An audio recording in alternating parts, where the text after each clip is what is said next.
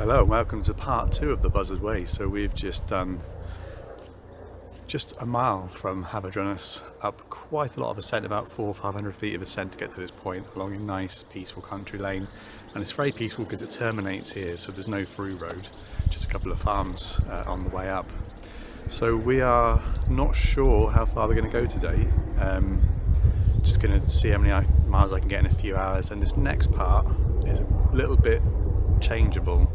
We're going to head towards a place called the Canyon or the Blue Lagoon. We're going to try and find a nice route that takes in the best parts of that.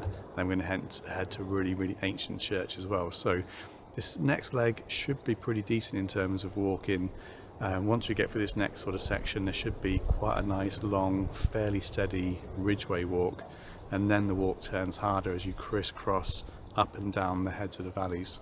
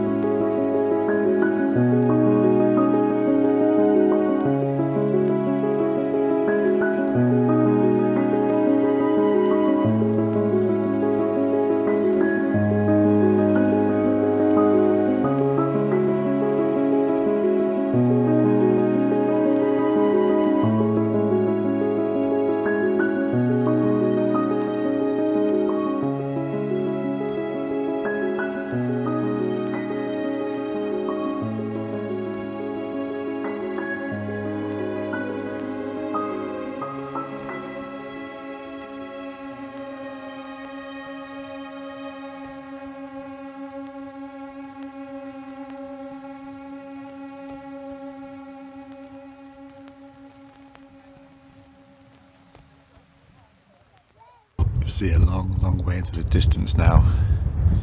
Ebbw Vale, the three weather tower stations at the top. A long time since we walked over that first hill, and just amazing views of the South Wales valleys from up here.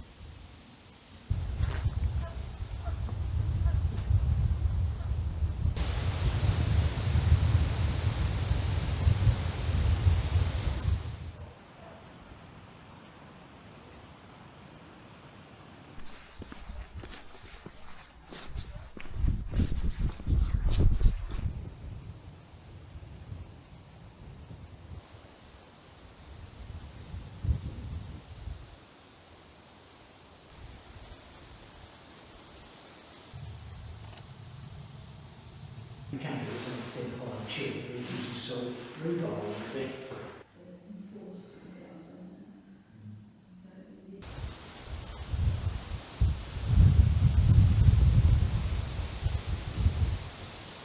So we've done 5.5 miles now. We're at St Hilda's Church, a very, very ancient church, which we'll have all the information on the website about. It's been a pretty nice walk. We did manage to get through the canyon quite easily. We didn't drop down to the Blue Lagoon. We had some decent views above it. There is a way down there because I saw people walking down there, but I think it's probably too much hassle to go right down through there. But you can go off the track a little bit at the top and get pretty decent views down to it. So we're now pretty high up again at this little church, and there's a couple of footpaths which will snake us back towards the main ridgeway. So once we pick up the main ridgeway, then it should be quite a relaxing long walk, steady pace at a reasonably steady altitude, so it should be a nice easy stretch of the walk, and probably one of the longer ridgeway sections, because once we finish this section we'll be dipping down and we'll be going up and down the heads of the valleys, so that's going to be quite a testing part of the walk.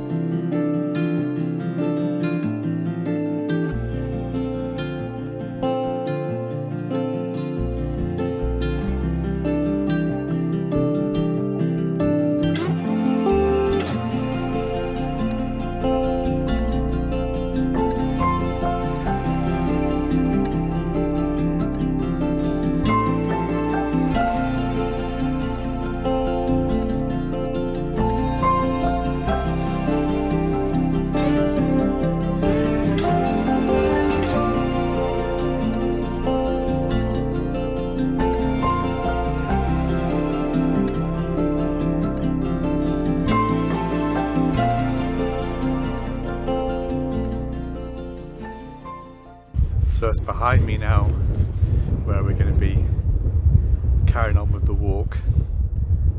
The sky is quite grey now, some lovely colours and drama in the sky, but I'm not going to have time to get to Nantiglow today, so I'm going to stop for today and head back to a road where I can get picked up from, because we're not too far from a road here, so I can go back to that and next time pick it up from here and continue the second part of the Buzzard Way.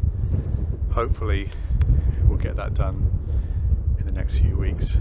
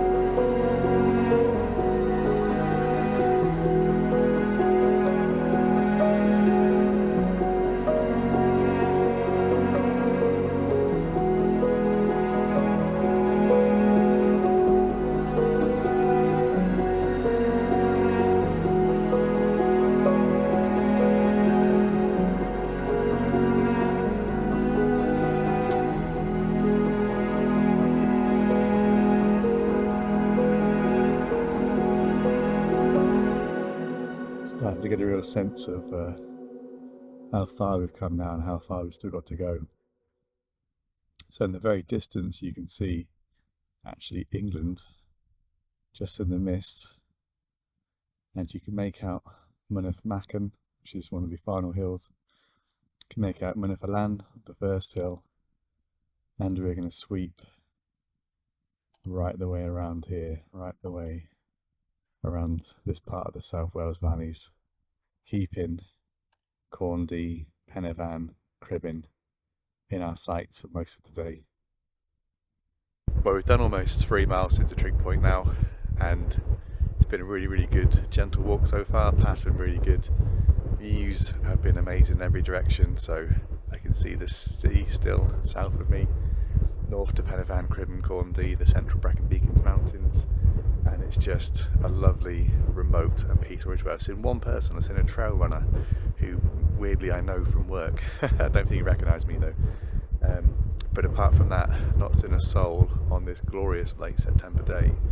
So it is probably one of the most peaceful ridgeway walks you can do around the South Wales valleys. You're more likely to encounter dirt bikes than any walking people. So we're going to keep moving on to the next hill now. I think we're next to Coity Mountain at the moment, so we're going to keep going, following this really good kind of path, dirt track, and eventually get down to Nanty Glow. And I think this leg is probably going to continue to Ebbw Vale if I can get there today.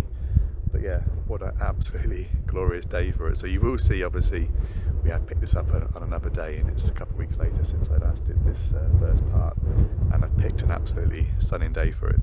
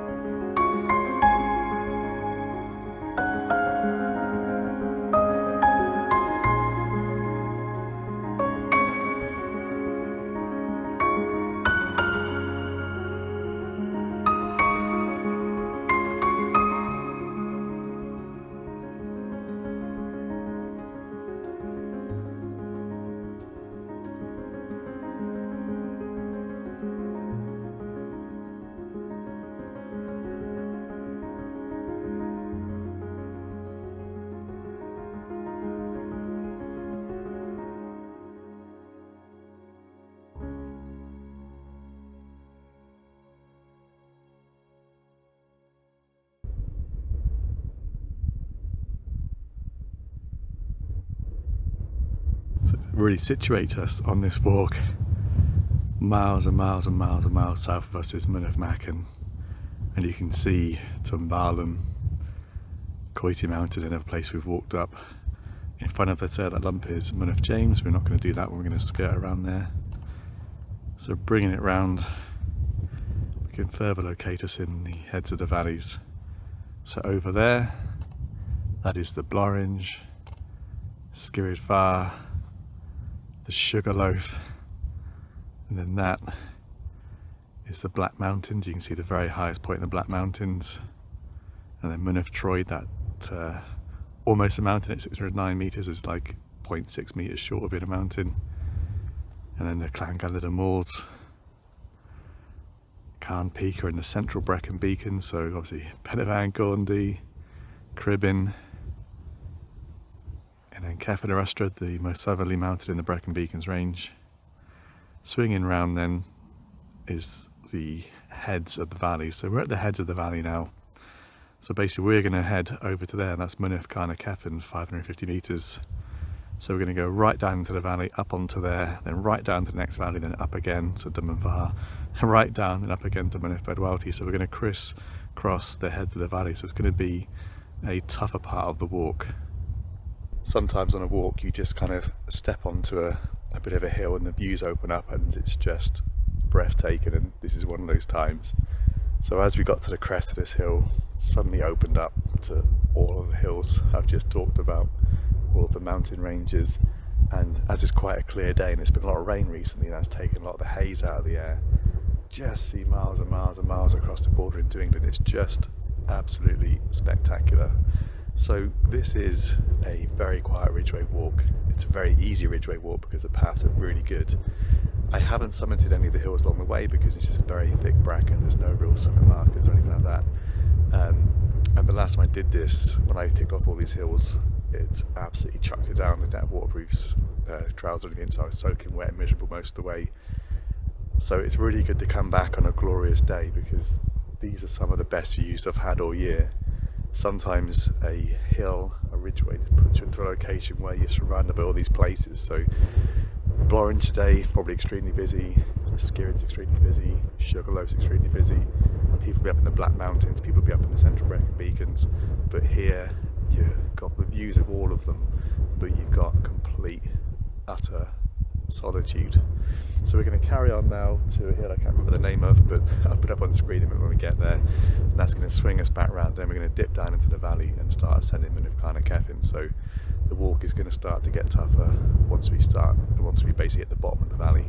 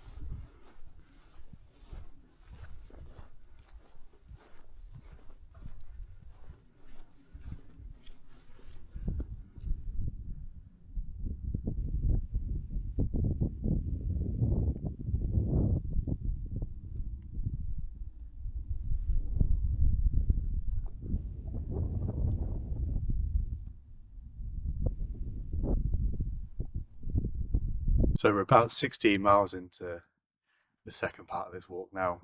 This is Mynwent Carnarcefn, 550 metres, topped by a very lonely trig point.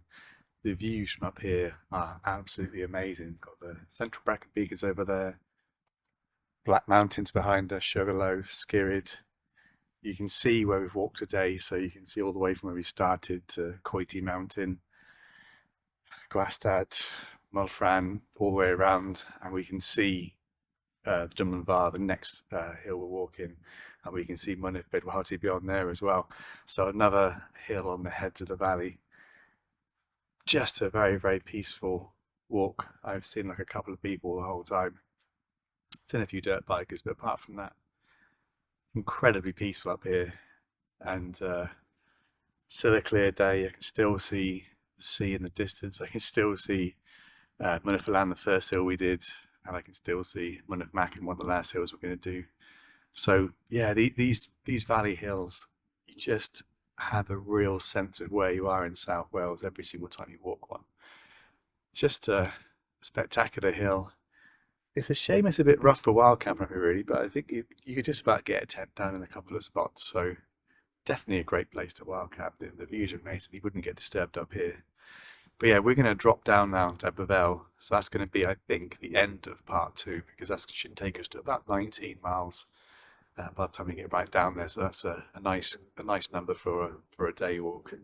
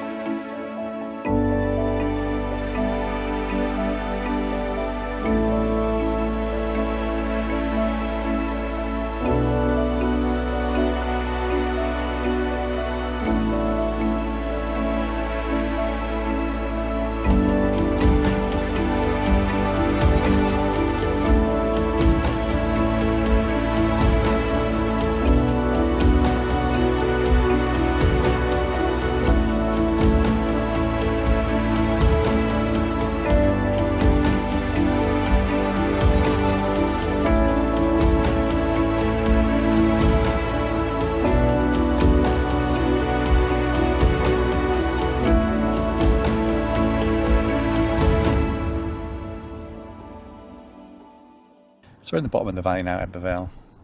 Done pretty much bang on 19 miles, so this will be the end of part 2.